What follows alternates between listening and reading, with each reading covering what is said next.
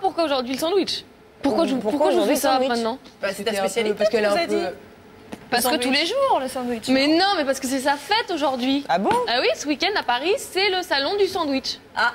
Vous connaissiez pas? Non. Dire la 500 vous êtes vraiment à la rue parce que c'est quand même sa 11e édition. Hein. Donc 250 exposants, des conférences, les Français et la baguette, c'est quand même une longue histoire d'amour qui dure quand même depuis des siècles. Hein. Et pourtant, c'est pas nous le sandwich qui l'avons créé. Non, les Américains. Les Anglais. Les Anglais. Bravo, Les Anglais. Charlotte, c'est un Anglais, c'est John Sandwich. Montagu, hein, 4e comte de sandwich. Sandwich, c'est une ville en Grande-Bretagne. Alors pour lui, son encap favori, c'était le bœuf salé. Quand il était au gouvernement en 1765, il travaillait beaucoup à sa table et en plus, il avait une autre passion qui était le jeu. Donc du coup, pour pas quitter sa table, il créait un sandwich. C'est pas bon pour les fesses, par contre, le sandwich. Ah, le sandwich fait grossir. Ça donne des gros Très, très calorique, le sandwich. Ouais, moi c'est pour ça, si je pouvais diététiquement, j'en ferais tous les midis. J'adore les wraps. C'est quoi les Jamais. wraps? À chaque fois que je Si, demande si, à la très bon. caisse, on ne Roulé. sait pas de quoi je parle, voilà. Non, c'est très bon. Ou croque-madame aussi. J'aime beaucoup. Madame, c'est Ouais. bien. Moi aussi, j'aime bien. Qui qu'il soit, comme Charlotte, imprononçable, réconfortant, sur le pouce à la SNCF, bref, on n'en est pas à notre premier sandwich. Hein. Depuis 20 ans, le temps de pause moyen déjeuner est passé de 1h38 à 38 minutes. Ah bah oui, pas Donc, de temps encore. radical. Entrée, plat, dessert, on oublie. Hein, là, Fini. voilà, on fait En du plus, rapide. avec la baisse du pouvoir d'achat, résultat, on se fait plus volontiers un club qu'une terrasse. Mais chaque année, il s'en vend quand même 1,8 milliard de sandwichs en France. En France seulement Ouais. Donc c'est un secteur qui connaît pas du tout la crise. Ouais, enfin, un jambon beurre tous les midis, t'as pas plus chic? Mais si, c'est chic. Hein. C'est chic le sandwich. Non mais sandwich, oui. C'est même tendance. beurre, Regarde, toi tu nous as dit quel était ton préféré, mais c'est quoi ton préféré, Charlène? Je crois que t'as... Surimi. Ouais. J'adore les sandwichs au surimi. C'est trop bon. Ça pue, mais c'est super Moi, poulet. bon. Ah, voilà. Bon, ça Alors aussi. là, on en a tout un dont on ne sort pas. C'est quoi, toi, d'ailleurs? Moi, c'est le sandwich au saumon pain polaire. C'est bon le pain polaire aussi. Pain polaire C'est très aussi, bon, ouais, vous deux, mais il là. faut arrêter. Hein. Il faut arrêter de prendre toujours les mêmes habitudes. C'est comme les bonnes vieilles habitudes. Il faut les perdre.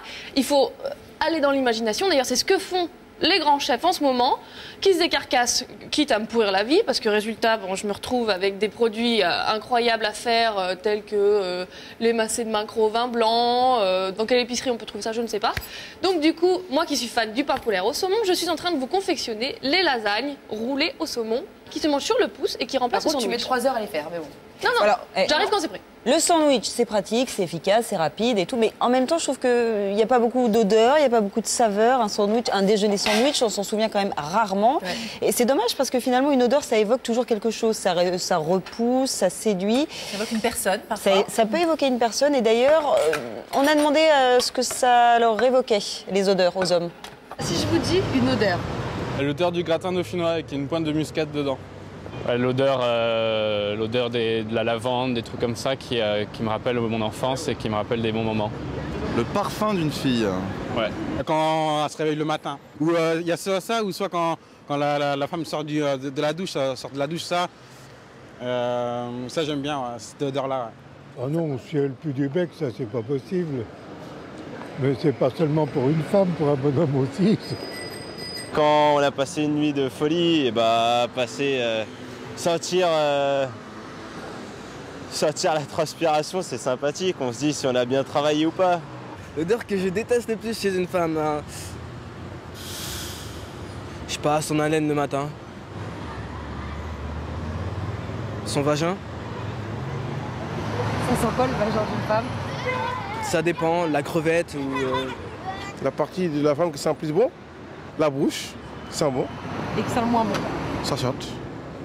Ça chatte. Ah ouais. Qu'est-ce qui sent le moins bon? Ça chatte. Finesse et raffinement. Est-ce qu'on va parler des odeurs corporelles chez les hommes, hein? Non, parce qu'il y aurait loin à dire sur le sujet, je crois. Hein? Quelles sont les odeurs qui vous dégoûtent, vous les filles? Moi, c'est l'encens, parce que ça me file la migraine. C'est vrai. Ouais, quel que Toi, tu soit le sens fort. Moi, c'est un parfum. Tu sais, les parfums sont souvent associés à des gens. Et ça me rappelle quelqu'un que je n'aimais pas, une prof très désagréable qui s'en aspergeait. Et donc, elle nous donnait des cours avec son parfum, elle était odieuse. Et quand je sens ce truc, je sais pas, ça me répugne. Moi, le patchouli c'est et la fort. mauvaise haleine, vous pouvez vois oublier. bien, Alors après. les deux en même temps, c'est fini. hein. Qui peut aimer la mauvaise haleine, sincèrement? Et ça me rappelle quoi? Le patchouli, bon, non, mais le patchouli, ça me rappelle ma mère quand j'étais petite. Oui, bon, voilà. C'est sympa. Les années 70. J'aime beaucoup ma mère, mais pas le patchouli. Et les odeurs que vous adorez? Moi, j'adore aller à la station-service pour L'essence. Ouais. Je ne saurais pas expliquer Moi aussi, pourquoi. j'adore l'essence. Je déteste ça me... Ah, ça te met des hauts le cœur. Moi, j'aime bien aussi parce que ça évoque le départ en vacances. Je crois que c'est pour Voilà, ça. Il doit y avoir un truc exactement. comme ça. Sinon, j'aime bien si, tout ce qui est crème pour bébé et tout. Ça me rappelle mon fils quand il était tout petit. C'était la séquence émotion. Et vous, les deux petites? Bon, moi, j'ai un truc conventionnel. J'ai les odeurs d'enfance. Ma grand-mère cuisinait toujours tous ces petits gâteaux avec de l'huile de la fleur d'oranger. Du coup, dès que je sens cette odeur, et en plus, ma sœur se douche à la fleur d'oranger. Alors, du coup, ça me rappelle ma grand-mère et ma sœur. C'est la Madeleine de Tu vois. Proust. Oh là là. Et alors après, truc moins conventionnel, la bouse de vache. Ça me rappelle les vacances à la campagne. Moi, Tu sais, t'arrives à la campagne, quand ça sûr. commence à sentir la vache, tu sais que t'es bientôt arrivé. J'adore cette odeur. Alors, en tous les cas, il y a une chose qui est sûre, c'est que l'odeur joue un rôle clé dans la séduction et même parfois l'odeur de la transpiration à petite dose aurait un attrait érotique. Tout à fait. C'est excitant une bonne transpiration fraîche. Ouais, mais il y a transpi et transpi. Ouais, il y a la transpi faut qui faire sent attention. bon et la transpi qui pue. Sentir l'autre, au sens animal du terme, c'est sentir l'autre en tant qu'être sexué. C'est ça qui importe, en fait. Quand un homme sent une femme, il sent la chaleur féminine, la chaleur presque sexuelle féminine. Et la transpiration, par définition, c'est vraiment ce qui reste chez l'humain d'animal, quoi. Là où la transpiration sent le plus, c'est dans les zones où il y a des poils.